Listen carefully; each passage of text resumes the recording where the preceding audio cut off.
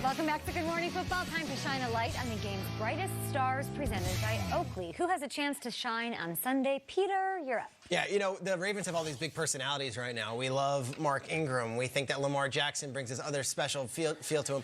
And, of course, Earl Thomas has that really cool vibe of he's just watching it from afar, but he'll chime in when he has to. That personality took I would almost say, another level. It took another little speed when Marcus Peters joined the team. Marcus Peters has been not only a lightning bolt to the locker room, but a lightning bolt to the field.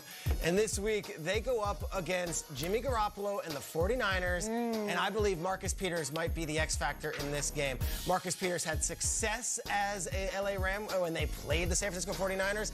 He also is talking that talk. You look at this thing right here. They're 5-0 since he got there in week 7. He's already had 3 interceptions, and he is the face of the sidelines. If you're not watching, Marcus Peters is putting on a show on these sidelines.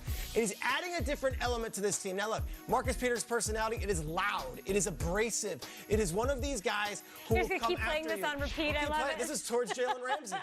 This is what they had already, but it took him to another level. Marcus Peters has a chip on his shoulder, wants to show not only the Rams, but the Chiefs that I am still a 26-year-old player who can dominate this league and make a difference. I can't wait to see Marcus Peters get another big game, showcase his skills yet again, and then once again be able to re-show on the sidelines that he's having a party doing it. I love watching the guy. I think he's the X factor. Those are Ravens glasses? Those are good. The logo and the colors on the side? What is it, Peters? What is he doing? Yeah. It's like when I had a little jewelry box when I was a kid. And Yeah, there was a ballerina. Ding, ding, ding, ding, Ballerina ding, would go yes. round and Round and round. Is that when they brought out the wine yesterday, Shrek? That's just... Another shot. Very nice. Hey, very nice. Uncork another barefoot. Two-buck chuck for Schrager. Yes. I'm going to go the same game, and I'm going to talk about Nick Bosa. Let me tell you why. The Ravens have it all going on, nonstop momentum, very popular, very good. And Nick Bosa, let me just put it this way, is not afraid to get in the way of things that are very popular and have a lot of momentum. Let's go to the Twitter.com. Maybe not what you're thinking. Nick Bosa once tweeted this. I can name 5 Tarantino movies I like better than Pulp Fiction. Nick, all right, even if I were to give you Inglourious, Django, maybe Kill Bill Volume 1. Jackie Brown, maybe? I don't know about Jackie Brown, Peter, but listen, maybe I could see that, all right? I'll give you that, all right? Don't boomer me, I'll give you that. What is he doing then? There's another one, though, that he said that Black Panther's the worst Marvel movie ever made. He deleted it, but this is one of his replies. Deleted. Acting, storyline, effects are really bad. Nick, did you see the Michael B. Jordan character? Did you see the Killmonger? You thought he was not good? An absolutely inexcusable take for which he's still being skewered, but I think it might work well in his factor because he doesn't care what the hot thing is. He doesn't care what is a steaming head of momentum. He will get in the way and stop it. And there might be some undertones that I'm not necessarily going to touch on that Nate's laughing about as it pertains to that movie he just disrespected. But all I'm going to say is Nick Bosa doesn't give a bleep what's supposed to happen, and the Ravens are supposed to run over everybody. I think if there's any way to stop Lamar, I've said it all week, it's having a bunch of Wolverines on the D-line, and nobody's got nastier claws than Bosa, tweet it or not. Nate, why the giggles? I mean, I'm just trying to talk social media and sports. It's kind of cool, you Because know? we're coming off a show yesterday where we were talking about different meals at different places. You don't think Nick Bosa has mac and cheese on Thanksgiving? He might have raisins in potato salad, is what I'm saying. I see, yes. Okay, what you got? I don't know how to follow that. Charged My issue topic. here.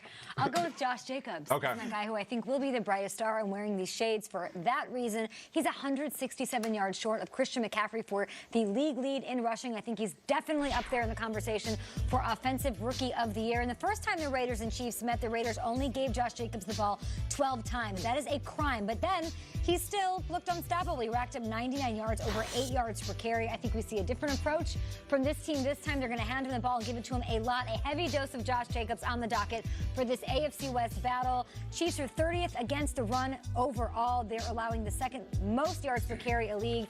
I don't know that he passes McCaffrey. McCaffrey would have to have a real bad week this week, but he's definitely in the running to make some noise. Love it. What a game, though. Doesn't this game feel a little different after that Jets loss? Like, wouldn't we have been hyping this game as like the game of the year? And now, if they win, all of a sudden we're right back on. Right back on the train, Like, yeah. that's it. And Josh Jacobs probably the key. See if you'll be wearing those pants next week. That's it. We'll see. And I hope Josh Jacobs is going because Derek Carr, last week. Come on now, let's go. Talk about it. Speaking of let's go, how about the Monday Night Football game? We got my Minnesota Vikings up against my Seattle Seahawks. Okay, Adam. I'm going with Russell Wilson. Okay. Russell Wilson has been listening to everybody crown Lamar Jackson as the MVP. You're wearing a Ravens I know. pajama set. That Who's is a little everybody? awkward. That is a little awkward, right? But still, though, these are the Glass two house leaders. is Bengals. The leaders of the clubhouse when it comes to the MVP race. And I feel like Russell Wilson is going to sit there and have a game. I'm talking about rushing with his leg, throwing with his arm, having a complete football game. And I feel like one of his running backs should step up. I don't know if it's Chris Carson or Rashad Penny. After the game, they should sit there at the podium and say, you know, hey, listen, you want to come see me? Come see me. Russell Wilson, the MVP, the man, the myth, the legend, CenturyLink Field. Big Russ. Big Russ. So I need feel to like do he's that. going He's to a go hype out there man. and have one hell of a game. Woo, woo, woo, woo. Big Russ versus Big Trust? Okay. I like it on the poster. Let's do it. Big Russ versus Big Trust. Do Big it. Russell Wilson. This is a game. I think from week to week, this is a time for Russell Wilson and Lamar Jackson. Do you think it's close to between them? Yes. It can go either way. I think we're all caught up in the It's fact unfair that- because Russ is not as sexy right now. You know, That's it's not it. as cool, And he's but in the he Pacific absolutely Northwest. should be there. I think agree. we're all saying, oh, it's Lamar Jackson. I don't think it's that hands down. He can still win it. I do feel like Russell Wilson. And here's another thing about Russell Wilson. We know that he's going to finish the season strong.